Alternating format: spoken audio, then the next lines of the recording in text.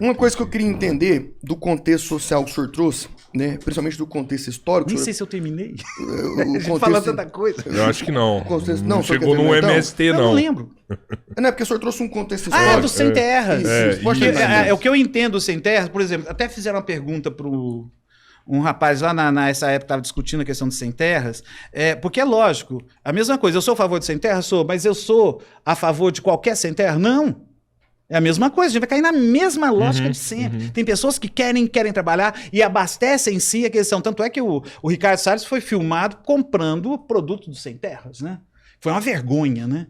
E ele contestando Sem Terras lá naquela loja que ele entrou. É coisa de gente hipócrita, né? É o que a gente sempre concorda. É o problema do ser humano. Então a questão do Sem Terra, lógico que eu sou a favor. Sou a favor porque tem essa possibilidade. Aí perguntaram para ele, foi justamente você falou de língua.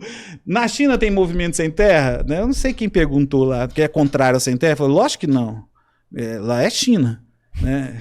Lá não fala português. Né? Já fez isso para descaracterizar. Não, mas tem algum movimento sem terra? Não. Parecido. Por quê? Porque lá já fez a reforma agrária. Os Estados Unidos já fez a reforma agrária. Quem mais contestou a reforma agrária aqui no Brasil? Estados Unidos.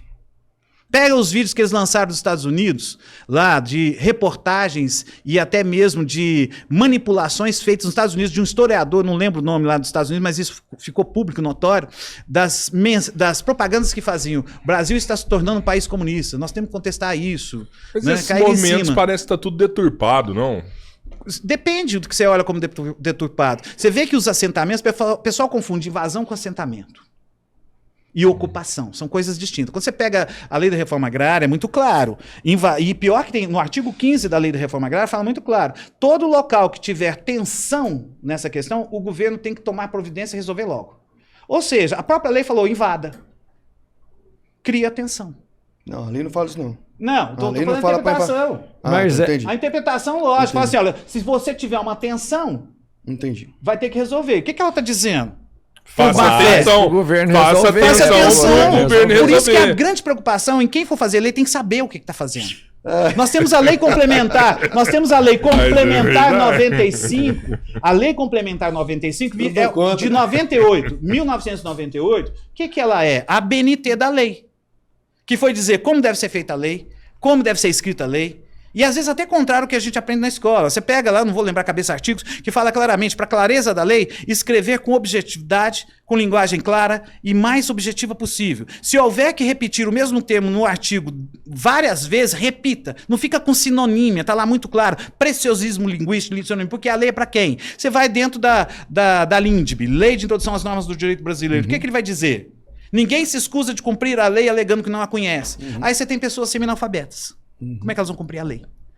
Né? Então a gente passa por isso. Então quando você vem para essa questão também do movimento sem terra, né, e você vê lá a possibilidade de execução, ele deixa muito claro. A invasão é crime.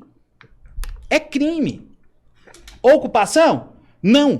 Qual é a diferença da invasão com a ocupação?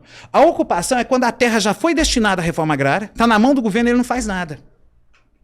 Está parado, mas já foi destinada. Porque as terras públicas, em primeiro momento, quando elas são, principalmente as devolutas, elas têm que ser destinadas à função social. Se a gente for pensar, olha quantas pessoas desempregadas tem aqui na cidade. Quantas pessoas jogadas na rua. Quer movimento social melhor do que pegar essas pessoas e pôr para produzir o seu próprio alimento? Por que não, então, pegar essas terras que estão aí paradas? Aí depois ele fala, a ocupação é ocupar um espaço que já foi destinado, já foi avaliado e o governo está parado. E o assentamento já é a estruturação. Então as pessoas também estão confundindo. Eu sou 100% contra a invasão. O que eu estava falando do artigo 15, que sem querer a lei falou isso. Entendi. Invada que é eu vou uma correr interpretação. atrás. Invada que eu vou correr atrás. Você cria lá o problema que eu vou. Nem sei se foi a intenção Você é contra do invasão. legislador. Eu sou 100% contra a invasão. 100%. Sim. Eu sou a favor da ocupação, sim, porque é exigir celeridade e também já do assentamento. Porque está comprovado. Olha, vai ver no Ceasa em Uberlândia. Quem é que abastece o Ceasa? Os grandes produtores, vamos ser sinceros, os grandes produtores de soja, eles estão produzindo para a segurança alimentar brasileira? Não. Lucro. Lucro e exportação. É lucro. A maior parte das monoculturas e as monoproduções, elas são para exportação, não é para o Brasil.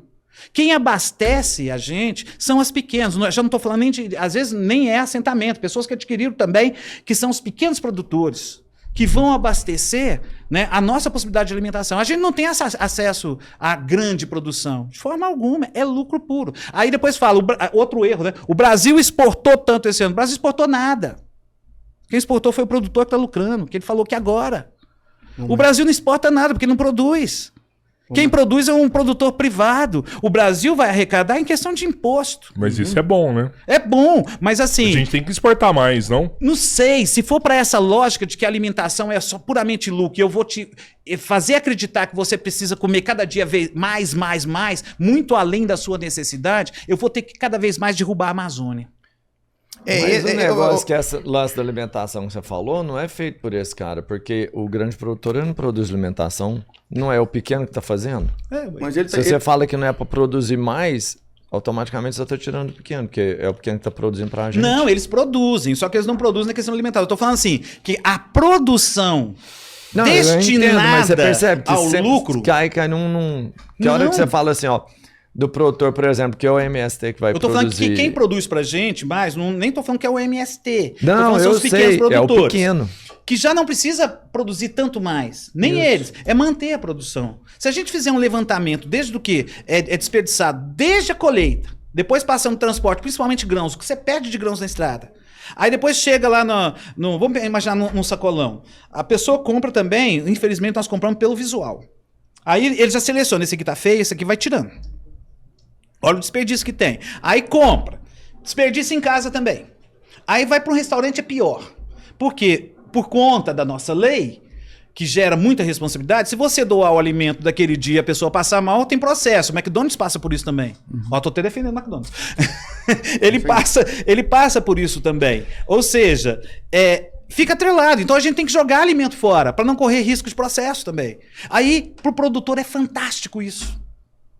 Quanto mais desperdiçar, melhor para o produtor. Quanto mais você come desnecessariamente, é melhor. Depois vocês pesquisam quanto se gasta de água, de produção, para fazer até uma calça jeans. Ele tá trazendo aqui... Aí, o que você acha a gente partir para um momento onde um faz uma pergunta pro outro e aí a gente, depois disso, caminha? O que você acha? Eu só queria, completar aqui. O que acontece, né? Discordar. Ele tá trazendo uma visão... que é o ponto negativo do capitalismo. Um dos pontos negativos do capitalismo é justamente o aumento da poluição. Isso é fato. Só que o capitalismo não tem só ponto negativo. O capitalismo tem muito mais pontos positivos do que negativos. Agora eu vou falar um negócio que vai chocar a galera. Eu sou a favor dos pontos positivos do socialismo.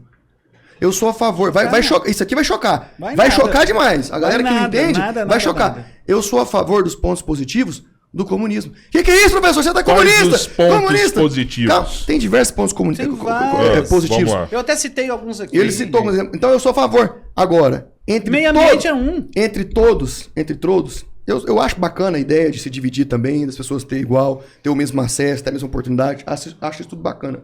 Só que quando a gente vai pro mundo das realidades do fato, não é assim que acontece. O mundo das realidades do fato é diferente.